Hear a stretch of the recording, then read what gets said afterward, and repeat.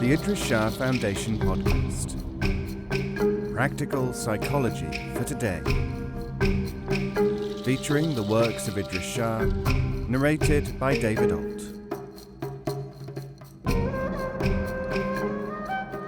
Welcome to the Idries Shah Foundation podcast.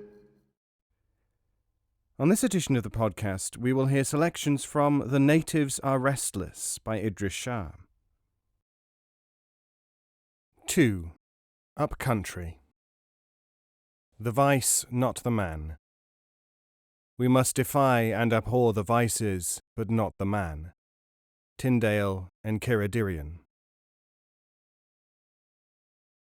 Centuries before I, or I dare say anyone else, had started to take an interest in the matter, the Angles and Anglikans had metamorphosed themselves into the English. They had detached mentally, but not romantically, from the Saxons, who hovered in the back of their minds like the pharaohs in the consciousness of today's Egyptians. This divorce was effected almost as effortlessly as the earlier one from the Schleswigians. For centuries now, of course, their cousins, the Teutonic tribes across the Channel, have only meant foreigners like any others. Distance has something to do with it. In the eyes of Londoners, and others in the south where the power lies, civilization ends at Watford. And Watford, or somewhat north of it, just beyond the capital's northern boundaries, is in Hertfordshire, part of the old kingdoms of Mercia and the East Saxons. South of Watford is civilization, and by implication, north of it is not quite as English as one would like it to be, for surely civilization, like God, is English, even though the name of the vanished Angles lingers there, in East Anglia, for instance. I journeyed north one day by intercity express, rashly to fulfill that very English ritual, an appointment to lecture before the members of a literary and scientific society. Many miles beyond Watford, I was glad to hear an official say that we were still in the same country. There is always the risk for a traveller here that he may overshoot his objective and find himself in Scotland. England may be anything else, but it is not large. The unintended reassurance was contained in an exchange between another man in the compartment and a ticket inspector. Upon being asked why the employees of the railway were proposing to strike, the British railman answered without hesitation, "And why not, sir? This is England, you know." I do admit to having felt some curiosity. Did he mean England as opposed to a totalitarian state where striking was forbidden? Or England where people went on strike all the time? Unable to decide, from an inspection of their faces, which of the two men would be the better one to question on the point, I decided to remain silent. Even though my fellow passenger had said in an even voice, "Oh yes, England," and I suspected that he was hostile to the idea of a strike, I remembered, perhaps just in time, an experience in London, and held my tongue. I had said to a learned-looking man who was gazing at the Greek inscription beneath a statue, "Excuse me, sir, are you a Greek scholar?" His answer, "No, I am an Englishman," had taught me not to ask direct questions. To a foreigner, I reflected, the English can seem odd when talking about their English ethnicity. Some of them realize it themselves. In 1701, says Michael Duffy in The Listener, Daniel Defoe enraged many of his countrymen by daring to point out, in his poem The True-Born Englishman, that they were the product of interbreeding among half the peoples of Europe. The message was unwelcome to a people who gloried in their distinctive English nationality and achievement, to an extent which outsiders found insufferably arrogant. That might have been the case in 1701, but certainly in my experience, English people often revel in the title of mongrel. Their Englishness does not stem from any particular kind of blood. Did Defoe's revelations cause a change in emphasis, from stock to something more mystical? Perhaps the inner Anglian popped up 300 years ago to deal with this complication. No complications attended my arrival in the town where I was scheduled to speak. It was late at night, but I found the station hotel where I was booked in easily enough. It was at the station. The rugged-looking, very large lady on duty, patting the curlers in her hair, seemed surprised that anyone actually wanted to stay there. "It'll be that Mr. Arkwright that booked you in, that's what it'll be," she said, finally, as if solving a particularly unusual mystery. She brightened up a little, however, when she said that I was too late to get any food. The kitchen was closed. Her emphases, perhaps because of my unfamiliarity with the local pronunciation, seemed to fall upon the words in such a way as to suggest that the kitchen was something which should have been closed long ago.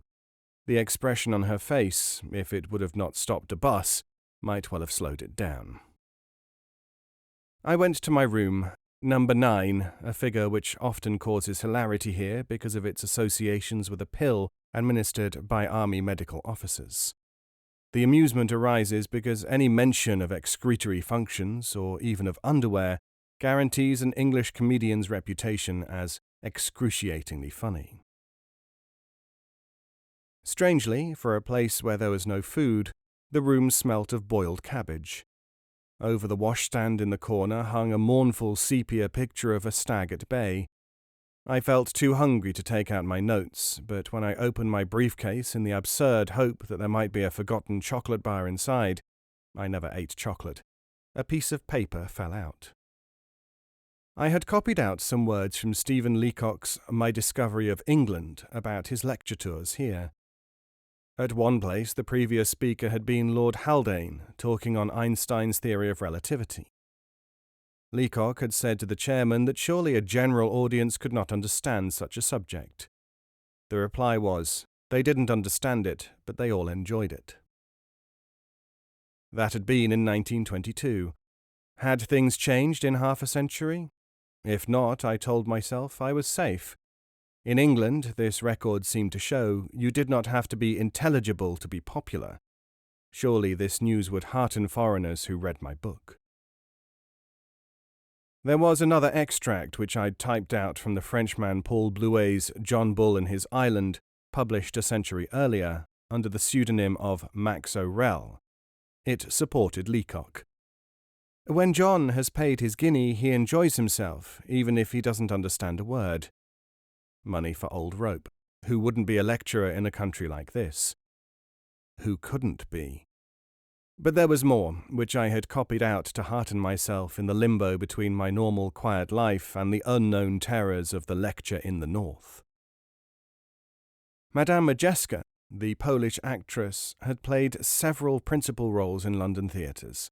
She was asked, said O'Rell, to perform in a large London drawing room. Striking a tragic posture, she recited something in Polish. The host and guests were lost in admiration, but Madame Majeska had given them, as a recitation, the numerical adjectives from 1 to 100. Not quite cricket, though. I was still hungry, but a little less apprehensive. My nervousness was not from stage fright, I had addressed plenty of meetings before, but because of the wording of the letter signed on sec, which had confirmed the fixture. It said, "We look forward to the pleasure of greeting you." Now, as part of my research, I had been reading the excellent book on English native customs by a continental observer, Dr. H. Taine. He was not only a doctor of civil laws, but an Oxford one, which meant that he must surely know a good deal about the English. And there it was in black and white on page 15. The on sec had written that he wanted the pleasure of greeting me, and so did all the members of his society. Here, in plain words, Dr. Taine spelt out exactly what that pleasure really meant. The temperament of the people, he says, is violent and combative. And pleasure, the key word in the on-sex letter? Pleasure is a brutish and bestial thing. What form would this brutish and bestial greeting take? Only a foolhardy Afghan surely would have essayed a journey here after such a warning. I was still hungry. My eyes moved to the sagging bed, the atrocious stains on the wallpaper, the brooding object like a dog's bed in the corner, the light from the street lamps trying to struggle through the unwashed window panes. I jumped up with a cry of alarm at the sound of a fierce hammering on the door. Many years ago I was taught, in another connection, as the police say, to adopt an attack stance as the best preparation for defence. I sprang to the door and threw it open, contorting my face into the necessary scowl. Let the bestiality commence. The lady from downstairs, a grubby powder-blue dressing gown over her nightdress, stood there with her fists in the air, ready to continue drumming on the thin door panels. Her expression was one of even greater disapproval of before. Something unusual had happened, I could tell that at a glance, and I was undoubtedly involved. It had, and I was. There was someone on the telephone for me. For a moment I felt really guilty, almost afraid. After all, nobody knew that I was here, did they? I had left no address in London, so how could they have tracked me down? The lady, raising her voice shrilly from its usual metallic bark, galvanized me from this condition with the words, "Well, come on then, you dozy devil!" I shouted my name into the instrument as I grabbed it, skidding to a halt at the bottom of 3 flights of stairs. "Thank God," answered an unfamiliar voice. "Oh, it's all right," I said. I got here safely, when the man identified himself as the on-sec of the society. "No, I don't mean that. Don't doubt that. What I mean is I can hear you got a strong enough voice." "Strong enough? Oh, yes. The fear, the lack of food. Thank you. I'm not too hungry yet. I'll be all right." "No, I don't mean that. Not that at all," said the on-sec. "I mean to fill the hall with. A lot of people from the south, you know. Don't seem to raise more than a whisper, most of 'em. I speak as I find." I deepened my fine baritone a little and assured him that all would be well. "Gradley," he said. No, Shah. Must get the name right. After all, I was the lecturer. "Gradley," he repeated firmly. "Call for you at 10:30 tomorrow, name of Arkwright." Thank you and good night, Mr. Gradley," I said, unnerved. "That were Mr. Arkwright," said the lady, now at my elbow. "Yes, he told me that. But who is Gradley?" "Gradley, you poop," she sniffed. "Means nice." Back in my room, I lay down on the bed and drifted into a half-sleep. Mr. Arkwright hadn't seemed combative and brutish. Well, not very. And the woman downstairs hadn't actually shown a violent side. But perhaps they used weapons, penknives.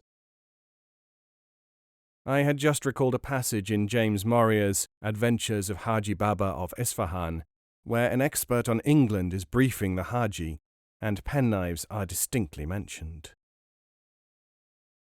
"But is there not a certain tribe of infidels called Inglis," said I, "the most unaccountable people on earth, who live in an island and make penknives?" "Yes, truly," said the Khatib. "They, amongst the Franks, are those who for centuries have most rubbed their foreheads against the imperial threshold." "But what have you heard of their government?" said I. "Is it not composed of something besides a king?" "Yes," returned he, "you have been rightly informed. But how can you and I understand the humours of such madmen? They have a Shah, 'tis true, but it is a farce to call him by that title. He does not dare to give the bastinado to one of his own viziers, be his fault what it may." Well, the ruler might have no power, but what of the people? They were sometimes friendly and sometimes not. In 1841, 2 Pazis, naval architects, spent 2 years in England and wrote a book about it. They were very definite on this matter. They might do anything to you, be for or against you, nobody could predict which. What makes the public cheer a man in the streets of England one year, the self-same public, or mob as they are called, will hoot the same person for years after. Thus the words of the respected followers of Zoroaster, Jahangir Nauroji and Hirjiboi Marangi of Bombay. Of course, I was not English or even Indian, so perhaps the rules might not apply to me. The Parsis had addressed their warning to their fellow Indians, and here we would not inform our countrymen, they had said. and I was not one of them. But would the English mob know that? The passage continued. The majority of the lower orders in England are very rude in their manners and behaviour towards strangers, whom they do not like to see in their country. There would be nothing for it but to avoid the lower orders, or behave as if I were not any kind of stranger. They might even cheer me this year, and prepare to hoot me later. It did not help much to find a scrap of paper torn from the Lincolnshire Echo stuffed into a crack in the wall. The only legible news story read, "Cries for help from a man clad only in his underpants and stranded on an island in the middle of a gravel pit were ignored because householders thought it was an escaped peacock." I spent the night in an uneasy half-sleep, dreadfully cold under my one thin blanket. A phrase from an English list of proverbs went through my head again and again.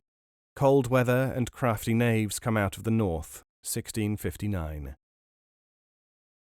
In the morning, a tall, mournful-looking, red-haired and aging figure appeared at the door of my room. He had something in his hand, but it was not a penknife. He handed it to me. I took it and saw that it was a green-painted, light metal object with black spots, quite small and in the shape of a turnip. I was inspecting it with interest admixed with uncertainty when he said, "A whistle. Got it from a cracker at Christmas. We use it for signalling operator when to change slides in projector." After warning me that the whistle was almost irreplaceable, the next Christmas was 8 months ahead, Mr. Arkwright led me down the stairs and then to an enormous motor hearse parked nearby. "No other transport," he said. "Taxis all on strike." As we climbed in and settled onto the wide seat beside the driver, obviously intended for the undertaker's mutes, I tried to assume a jovial expression and start a conversation. "Just as well there is no taxi," I said. "After all, wasn't it Marcus Tullius Cicero, 106 to 43 BC, who wrote about the hackney transport over here? He said, if I recall correctly, 'Beware in Britain that you are not swindled by the chariot drivers.' Over 2,000 years ago." I glanced at the on-sex face. My jest hadn't gone down as well as I had hoped it would with a man of culture. Mr. Arkwright only frowned. I'd thought that it was rather neat, linking taxis, Britain, a foreign visitor, and of course adding the international touch. As we sped through the streets, and I saw on alternate lampposts a picture of me affixed, together with an appeal to attend my lecture, I had a strange sensation. Sitting there, in a hearse, looking at my own photograph, being carried towards some sort of judgment. And being mocked at the same time by my likeness endlessly repeated. The impression of peril was not reduced by the silent figure of Mr. Arkwright sitting beside me, gazing gloomily at my face as if weighing me up for some fell purpose. Culture vultures to a man, the no-nonsense audience at the Literary and Scientific Society exercised to the full their evidently well-established right to stop the lecture whenever they felt like it, to ask questions. Nobody betrayed feelings of approval or the reverse, each merely settling back in the hard chair with mouth set and eyes straight gazing, when I had stumbled out my answers to such searching queries as, "What's conventional mean?" followed by a short account of their own opinions on a variety of matters. "They speak as they find," the chairman whispered to me after each question. When I had finished, there was dead silence. I had the uncanny feeling, not for the first time in England, that I was among a tribe in one of the more rural parts of Afghanistan.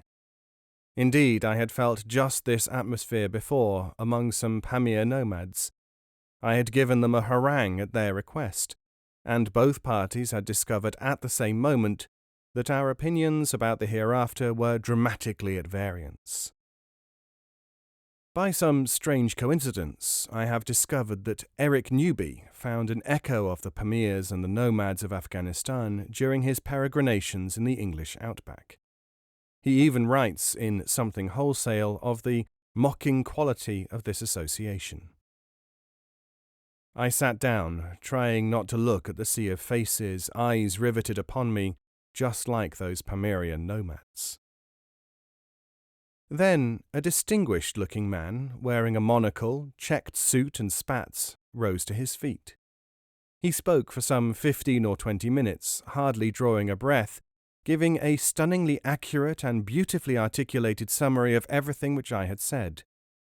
Then he added comments on my photographic slides and some choice reminiscences of his own. "That's t' mayor," said the chairman. "We always let him have t' last word." And so they should, I thought. With a man like that, why had they bothered to import someone from the south? From anywhere, come to that. When he sat down, never mentioning me, there was a storm of applause, in which I joined wholeheartedly. As I left, my fee, mostly in small coins, jingling in an old plastic bag smelling of fish, and abstracted from the admission money, was handed me by the military man. I congratulated him on his ovation and said, "Why not give the lectures yourself? You're twice as good as anyone I've ever heard on the lecture circuit."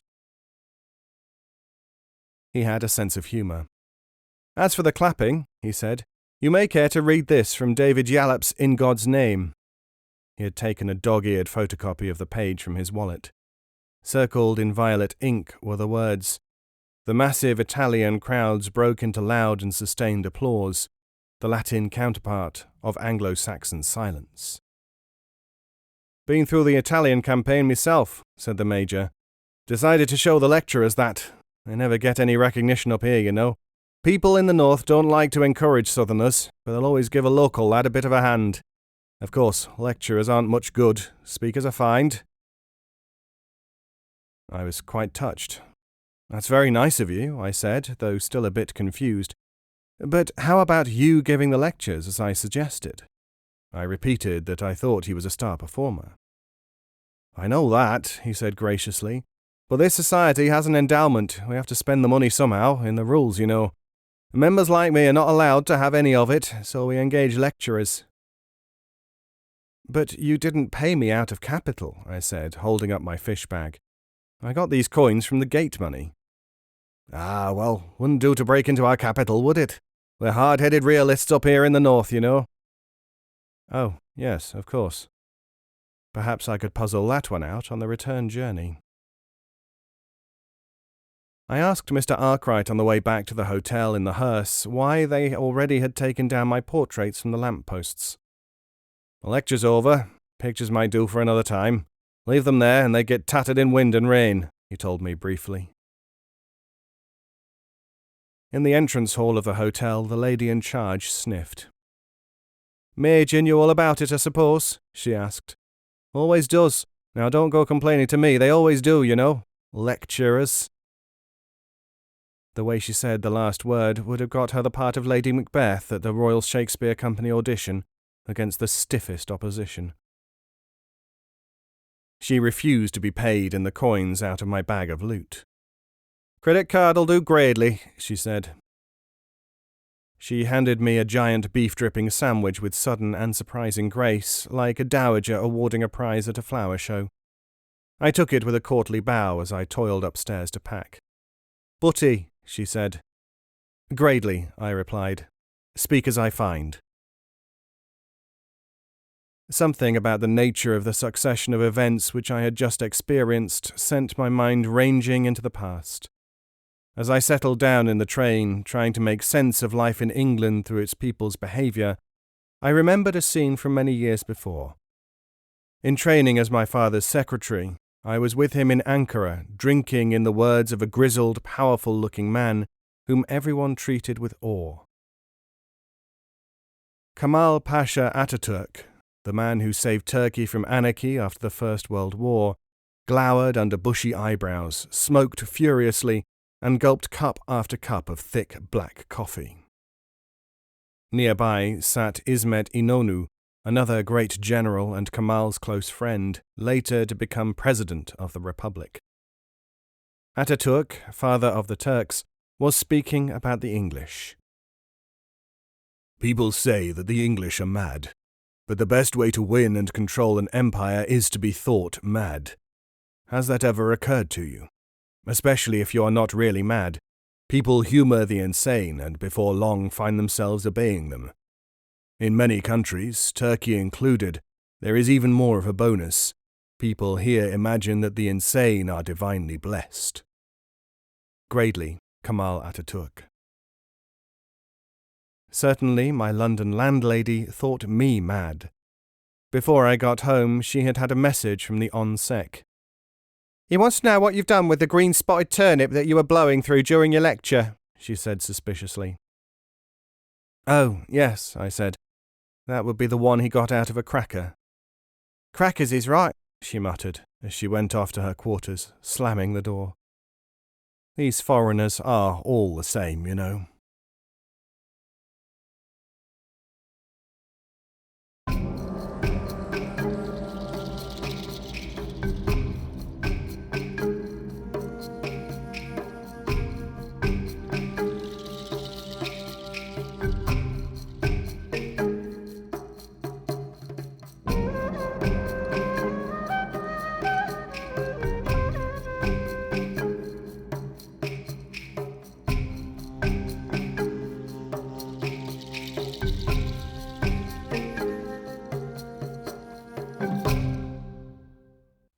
This audio is made available by the Idries Shah Foundation and is copyright 2019.